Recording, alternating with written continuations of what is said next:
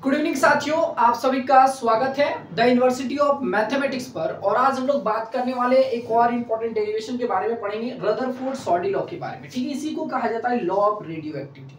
आज मैं आप लोग को बढ़िया समझाऊंगा कि रदरफोर्ड-सॉडी लॉ क्या है, रदरफोर्ड-सॉडी लॉ और इसका डेरिवेशन जो हम लोग पढ़ने वाले हैं। रदरफोर्ड-सॉडी लॉ में नंबर ऑफ एटम के बारे में जो हम पढ़ेंगे या फिर नंबर ऑफ एटम के जो बारे में पढ़ेंगे वो पढ़ेंगे n equal to n naught e का पावर माइनस लैम्डा टी।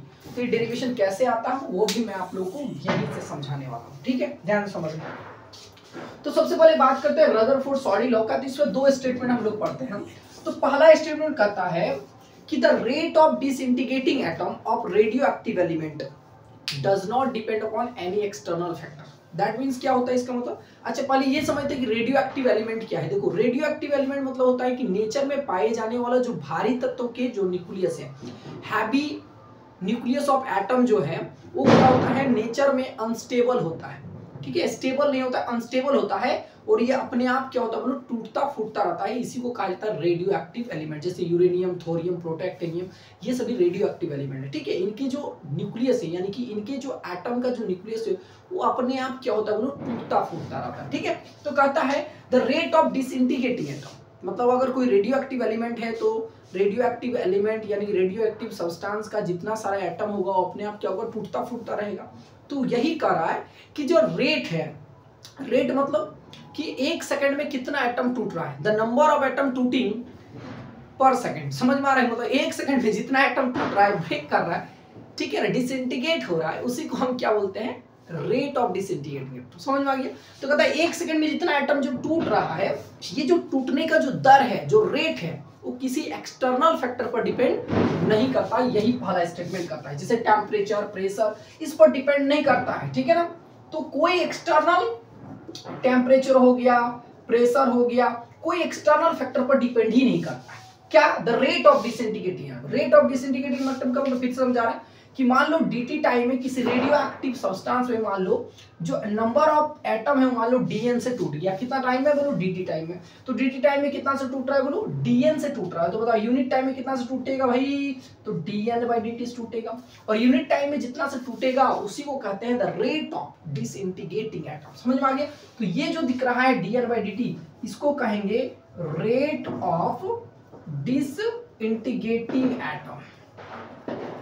समझ में आ गया, ऑफ रेडियोएक्टिव सब्सटेंस। तो ये जो हम लोग को पढ़ना है ये dn/dt। और ये जो रेट है वो किसी एक्सटर्नल फैक्टर पर डिपेंड नहीं करता है। जैसे टेम्परेचर, प्रेशर, ऐसे नहीं बोल सकते कि कहीं से दबाए तो टूटा, या फिर हीट के नीचे से टेम्परेचर बढ़ाए तो जो है नंबर ऑफ एटम टूट रहा है, ऐसा नहीं बोल सकता। समझ में आ गया, क्योंकि किसी एक्सटर्नल फैक्टर से डिपेंड ही नहीं करता है।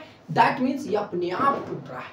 समझ में आ गया, बहुत अच्छा। ये पहला स्टेटमेंट था। दूसरा स्टेटमेंट कहता है कि at any instant the rate of disintegrating atom, क्या बोला, at any instant the rate of disintegrating atom is directly proportional to the number of atom present at that time of radioactive element।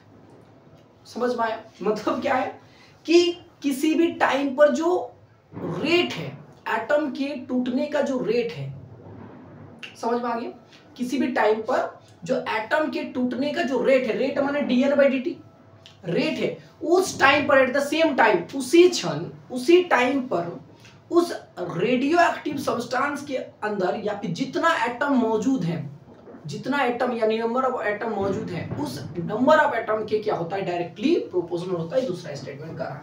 तो मान लो यहाँ पर कोई radio active element है जिसमें बहुत सारा छोटे छोटे एटम होंगे। बात समझ में आ रहा है। तो मान लो फिर वही कहानी, मान लो dt टाइम में कितना एटम टूट रहा है, मान लो dn एटम टूट गया, तो यूनिट टाइम में कितना से टूटेगा भाई, dn/dt से टूटेगा।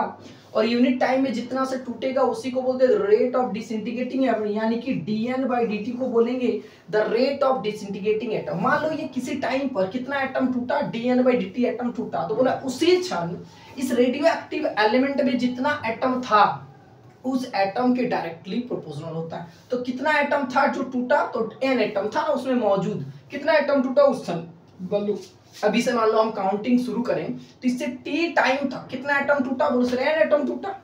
मतलब dt टाइम में dn एटम टूटा, नंबर ऑफ एटम कितना था, बोले n एटम था। तो ये उसी नंबर ऑफ एटम के क्या होता है, डायरेक्टली प्रोपोर्शनल होता है, यानी कि dn/dt is directly proportional to n। आगे बात समझिए, दूसरा स्टेप। तो the rate of disintegrating atom at any instant of radioactive substance is directly proportional to the number of atom present at that time. तो उस टाइम पर जितना number of atom था उस नंबर ऑफ एटम की क्या होता है बोलो, प्रोपोर्शनल होता है। तो रेट ऑफ डिसइंटीग्रेटिंग एटम यानी कि dN/dt, और उस समय में कितना नंबर ऑफ एटम मौजूद था तो बोले n, तो ये n के ही क्या होगा ब्रो, प्रोपोर्शनल होगा। इसी को कहेंगे रदरफोर्ड सेकंड लॉ या फिर रदरफोर्ड सॉडी सेकंड लॉ। समझ में आ गया। अब इसमें जब भी प्रोपोर्शनल का साइन हटाते हैं तो क्या लगता है, जब भी प्रोपोर्शनल का साइन हटाते हैं तो कुछ ना कुछ कांस्टेंट लगता है। तो जब भी प्रोपोर्शनल का साइन हटाएंगे तो यहां लगेगा लैम्डा n, और इसमें हम लोग क्या लगा देते हैं, माइनस साइन लगा देते हैं। माइनस साइन ये बताता है कि जैसे जैसे टाइम इंक्रीज हो रहा है, टाइम जैसे जैसे बढ़ रहा है, तो नंबर ऑफ एटम जो है रेडियो एक्टिव एलिमेंट में या रेडियो एक्टिव सब्सटेंस में जो नंबर ऑफ एटम है लगातार क्या हो रहा है, टाइम के बढ़ने से डिक्रीज हो रहा है। इसलिए हम लोग क्या लगा देंगे बोलो, माइनस साइन लगा देंगे। और ये जो है ये है रदरफोर्ड सॉडी सेकंड लॉ। समझ में आ गया। और जो यहाँ लैम्डा जो दिख रहा है where lambda is called decay constant. इसको क्या बोलते हैं बाबू, डीके कांस्टेंट कहा जाता है। समझ में आ गया।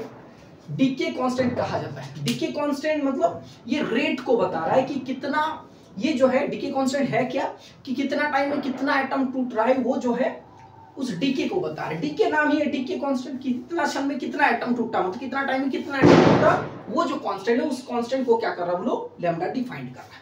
आगे बात समझ में। अब हम लोग यहाँ पर एक प्रूव करेंगे कि किसी रेडियो एक्टिव एलिमेंट में जो नंबर ऑफ एटम होता है ना, यानी कि प्रूव करना है, prove that for radioactive element, सुनो सुनो सुनो सुनो ध्यान सुनो, ये तो समझ में आ गया रदरफोर्ड सॉडी लॉ। अब हम लोग को क्या प्रूव करना है, ध्यान सुनना, हम लोग को प्रूव करना है, prove that for radioactive element, prove that for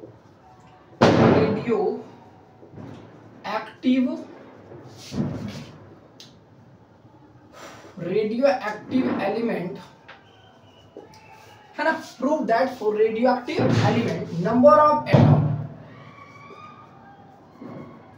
of atom n equal to n0 e का पावर माइनस लैम्डा t, ये होता है। इसको हमको क्या करना है ब्लू, प्रूव करना है। आगे बात समझ, अब कैसे हम प्रूव करेंगे ये ध्यान समझना। तो अभी मैंने आप लोगों को क्या समझाया था, रदरफोर्ड सॉडी लॉ समझाया था, ठीक है ना। चलो खैर ध्यान सुनना। तो यहाँ लिखेंगे लेट, मान लेंगे क्या, लेट मैंने माना है ना। तो मान लो यहाँ जो n है बच्चा या फिर n0 है, n0 क्या है, when t इक्वल टू 0, जब टाइम क्या है 0 है, उस समय जो है नंबर ऑफ एटम है इन रेडियो एक्टिव एलिमेंट में या फिर रेडियो एक्टिव सब्सटेंस में। समझ में आ गया। तो when t इक्वल टू 0 है ना, when t equal to 0 then total number of atom या फिर हाँ ठीक है, the total number of atom when t equal to 0 then number of atom present in radioactive substance,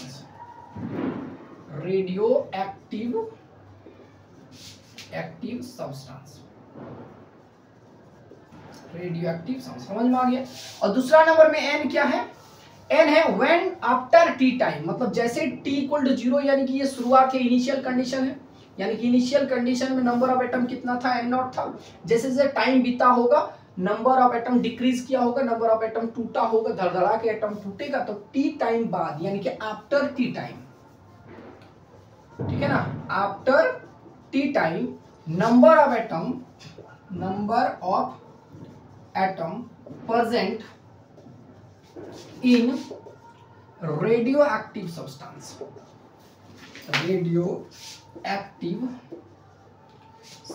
ये समझ में आ गया होगा, रेडियो एक्टिव सब्सटेंस, ठीक है।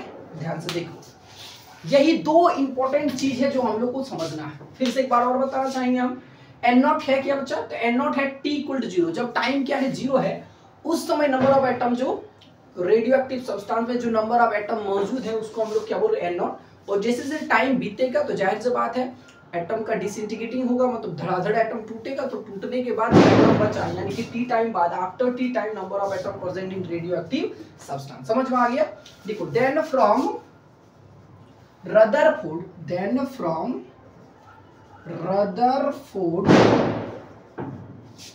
Rutherford Soddy law, then from Rutherford Soddy law. तो रदरफोर्ड सॉडी लॉ क्या करता है?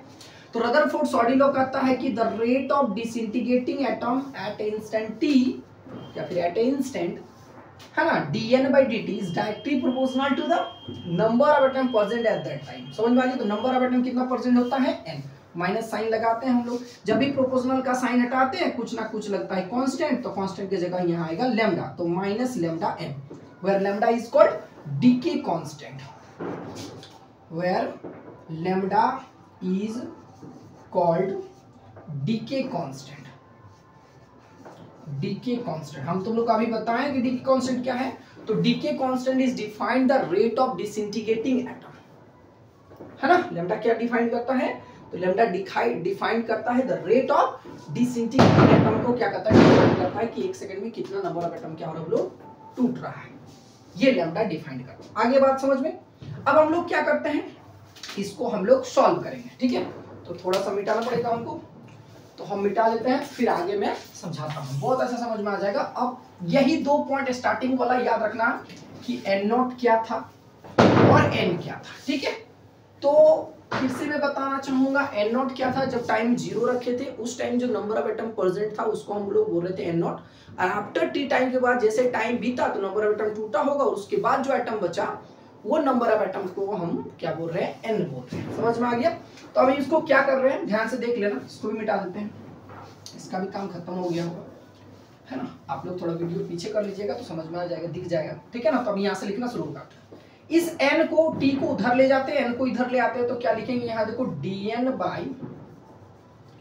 dN/n होगा, और इक्वल टू क्या होगा? माइनस लैम्डा, और इनटू क्या हो जाएगा? वो dt हो जाएगा, ठीक है। अब क्या करना है, इसको इंटीग्रेटिंग बोथ साइड, तो हम करेंगे यहाँ इंटीग्रेटिंग बोथ साइड। जैसे हम इसको इंटीग्रेट करेंगे, यानी कि integration dN/n equal to integration minus lambda और इनटू dt, ठीक है। तो आप फॉर्मूला में पढ़े होंगे, ये देख रहे होंगे आप लोग कि कौन सा फॉर्मूला में है, तो आप लोग पढ़े होंगे यहाँ कि लॉग, अच्छा डिफरेंशिएशन था ना, ठीक है। तो ऐसे पढ़े होंगे आप लोग कि ध्यान से सुनना, 1/x का जो 1/x और इंटू dx होता है, ठीक है ना, 1/x और इंटू dx होता है, इसका फॉर्मूला पढ़े होंगे आप लोग log x। क्या पढ़ेंगे बोलो? log x। तो dN/n की जगह क्या हो जाएगा? यहाँ हो जाएगा बोलो log n। समझ में आ गया? इक्वल टू क्या होगा यहाँ पे? तो इसका देखो, ये लैम्डा कांस्टेंट है, तो लैम्डा को बाहर कर दो, माइनस भी बाहर हो जाएगा, इंटीग्रेशन क्या हो जाएगा बोलो? dt हो जाएगा, और इंटीग्रेशन x का होता है dx, तो बताओ इंटीग्रेशन dt का क्या हो जाएगा बच्चा? तो t हो जाएगा, और साथ में इंटीग्रेशन कांस्टेंट भी लगता है, यहाँ भी कांस्टेंट लगा सकते हैं, तो ये वाला इधर ले जाके काटना, कांस्टेंट को कुछ ना कुछ कांस्टेंट आता है इंटीग्रेशन के बाद। समझ में आ गया? इंटीग्रेशन में आप पढ़े होंगे। तो यहाँ लिखेंगे log n equal to minus lambda, और इसकी जगह t हो जाएगा, और साथ में एक इंटीग्रेशन कांस्टेंट आएगा। तो इस इंटीग्रेशन कांस्टेंट को हम लोग c से डिफाइन करते हैं, इक्वेशन नंबर इसको फर्स्ट दे देंगे। आगे बात समझ में? अब यहाँ थोड़ा लॉजिक लगाएंगे, लॉजिक ये लगाएंगे कि व्हेन t इक्वल टू 0, जब टाइम को 0 रखेंगे तो नंबर ऑफ एटम किसके बराबर हो जाएगा? n0 के बराबर हो जाएगा, क्योंकि मैंने अभी समझाया जब टाइम 0 था तो रेडियो एक्टिव सब्सटेंस में जो प्रेजेंट नंबर ऑफ एटम था वो किसके बराबर था? n0 के बराबर था, ठीक है। तो हम यहाँ पुट कर सकते हैं इस जगह पे, तो यहाँ लिख रहे हैं log n0, ये टर्म तो 0 हो जाएगा, और प्लस क्या हो जाएगा बोलो? c, यानी कि log n0 किसके बराबर है बच्चा? c के बराबर है। अब इस c का वैल्यू उठा के क्या कर देंगे? इक्वेशन नंबर फर्स्ट में पुट कर देंगे। तो पुटिंग, ठीक है ना, putting the value of c in equation first, चाहे तो लिख सकते हैं putting the value of c in equation first. तो जैसे इक्वेशन फर्स्ट में हम पुट करते हैं तो मेरा वैल्यू क्या निकल के आता है? गौर से देखो, इसको उठा के यहाँ पुट करना है, c के जगह लिखना है n0, ठीक है। तो यहाँ हो जाएगा log n equal to minus lambda t plus और c के जगह लिखेंगे log n नॉट। अब इस टर्म को उठा के इधर ले जाएंगे तो log n minus log n not बराबर माइनस लेमडा टी। समझ में आ गया? इसको उठा के इधर ले जाओ। अच्छा, ये कौन फार्मूला में आपको दिख रहा है क्या? हम यहाँ साइड में बता देंगे। तो देखो log m minus log n formula पढ़े हैं क्या? तो इसका होता है log m बाई n। ठीक है, तो यहाँ हम लिख सकते हैं इसके जगह पे ये log n by n not, और यहाँ क्या लिखेंगे? Minus lambda T. एक और फार्मूला आप पढ़े होंगे, ध्यान से सुनना, कि अगर log x equal to y है तो x बराबर होता है e का पावर y। मतलब अगर यहाँ माइनस होता तो यहाँ भी आ जाता माइनस। समझ में आ गया? उसी तरह यहाँ है, तो हम अगर इसको ऐसे लिखें n बाई n नॉट, ठीक है, log x के जगह ये है, देखो ना log x, तो x इक्वल टू e का पावर माइनस y। अगर यहाँ माइनस हो तो इधर तो माइनस है ही, तो यहाँ log n by n not, तो n बाई n नॉट की जगह हम यहाँ लिखें तो होगा e का पावर माइनस लेमडा टी। और यहाँ से देखें तो n बराबर हो गया n नॉट e का power minus lambda T hence proved. समझ में आ गया? तो ये हमारा प्रूफ हो गया। फॉर रेडियो एक्टिव एलिमेंट के लिए जो नंबर ऑफ एटम होता है वो होता है n equal to n naught e का पावर माइनस लेमडा टी। चलो, इसी के साथ साथ एक और डेरिवेशन है, हम लोग इसी में निपटा देते हैं कि जो activity of radioactive element है ना, activity of radioactive element जो होता है वो A इक्वल टू होता है, ध्यान सुनो, activity of radioactive element, radioactive element A equal to lambda n होता है। ठीक है, तो इसको भी हम लोग को क्या करना है, प्रूव करना है। तो हमको पता है we know that number of atom जो होता है, we know that number of atom जो होता है वो होता है n equal to n naught e का पावर माइनस लेमडा टी। अच्छा, rate of radioactive element क्या है? सॉरी, रेट नहीं, activity of radioactive element क्या है? तो activity of radioactive element किसको बोलते हैं, ध्यान से समझना। कहते हैं the rate of disintegrating atom of radioactive element is called activity of radioactive element। समझ में आ गया? तो रेट का मतलब it is denoted bye a। इसको हम लोग किससे डिनोट करते हैं? a से डिनोट करते हैं। समझ में आ गया? द रेट ऑफ, लिख दे क्या, the rate of disintegrating atom, the rate of disintegrating atom of radioactive element is called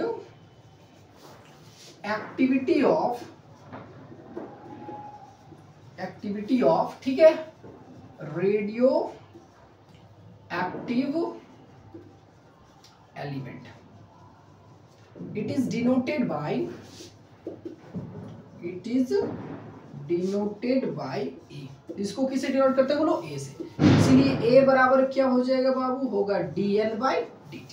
समझ में आ गया? साथ में यहाँ माइनस साइन लगेगा। माइनस साइन क्यों लगेगा बताने की कोई जरूरत है क्या? बिल्कुल बताने का जरूरत नहीं है, हम बता चुके हैं कि माइनस साइन क्या बता रहा है। माइनस साइन ये बता रहा है कि टाइम के साथ साथ नंबर ऑफ एटम क्या कर रहा है बोलो? डिक्रीज कर रहा है। समझ में आ गया?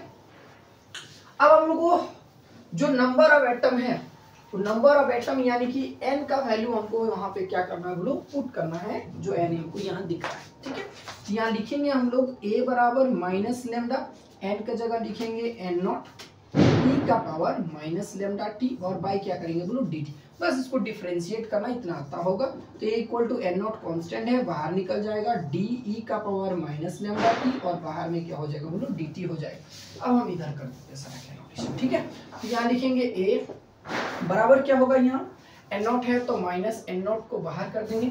अब देखो यहाँ ये कौन सा फॉर्मूला में आ गया ये भी हम बता देंगे, टेंशन नहीं लेना है। देखो यहाँ de का पावर माइनस एक्स, या फिर ठीक है d का power minus x by D x होता है माइनस, ध्यान से सुनना, माइनस e का पावर माइनस एक्स। समझ में आ गया? माइनस e का पावर माइनस एक्स होता है। ठीक है, माइनस e का पावर माइनस एक्स। उसी तरह यहाँ जो दिख रहा है, यहाँ दिख रहा है डी e का पावर माइनस लेमडा टी और बाई डी टी, तो माइनस लेमडा टी तो बाहर आएगा ही आएगा। ठीक है, माइनस है, लेमडा कांस्टेंट है तो लेमडा बाहर आएगा। ठीक है, खैर देखो यहाँ तो यहाँ कैसे हम करेंगे इस तरह, तो एन नोट बाहर हो गया, यहाँ एक बार और लिख लेते हैं डी ई का power minus lambda T by D T. तो इसको इंडिकेट कैसे करेंगे, हम लोग चाहे तो इसको तोड़ के ऐसे भी कर सकते हैं, डी ई का power minus lambda T by क्या होगा, इसको इंटीग्रेट करने के लिए हम लोग क्या करना पड़ता है यहाँ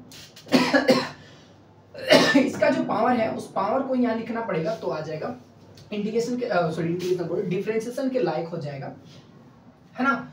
तो इसको हम लोग करेंगे यहाँ, फिर d माइनस लेमडा टी और बाई क्या करेंगे बोलो d।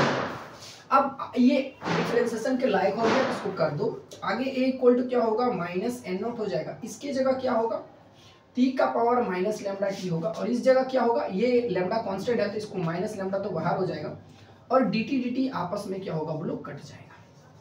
आगे बात समझ में, ये माइनस माइनस मिलके पॉजिटिव हो गया, लेमडा आगे आ जाएगा एन नॉट ई का पावर माइनस लेमडा टी, और ये पूरा टर्म है, इस पूरे टर्म की जगह फिर से हम ये वैल्यू पुट कर सकते हैं, तो a इक्वल टू हो गया लेमडा एन। ये भी क्या हो गया बोलो प्रूफ हो गया। तो आज दो बातें समझाएं और दो फॉर्मूला भी समझाएं, है ना। रदरफोर्ड सॉर्डिलो में दो स्टेटमेंट था, दो स्टेटमेंट भी समझाए और दो फॉर्मूला भी समझाए, एक नंबर ऑफ एटम का n equal to N not E का पावर माइनस लेमडा टी, ठीक है ना, मतलब डिसइंटीग्रेटिंग एटम है, मतलब टी टाइम के बाद जो नंबर ऑफ एटम बच रहा है तो नंबर ऑफ एटम का फॉर्मूला बताएं, और साथ में क्या बताएं activity of radioactive element क्या होता है ये भी समझाएं, ठीक है। तो उम्मीद करते होंगे कि डेरिवेशन बहुत अच्छा समझ में आया होगा, हम लोग कमेंट बॉक्स में जरूर कमेंट करके बताइएगा ताकि हमको पता चले, और मैं नेक्स्ट टाइम कुछ और आप लोग के लिए और इंटरेस्टिंग डेरिवेशन लेके आऊँ ताकि आप लोग का एग्जाम अच्छे से हो पाए और तैयारी भी बढ़िया से कर पाए, और यहाँ से सारे चीज़ों को फिजिक्स से सारे कॉन्सेप्ट को आप बढ़िया से क्या कर सकते हो समझ सकते हो। मिलते हैं नेक्स्ट वीडियो में, till then thank you very much, best of luck.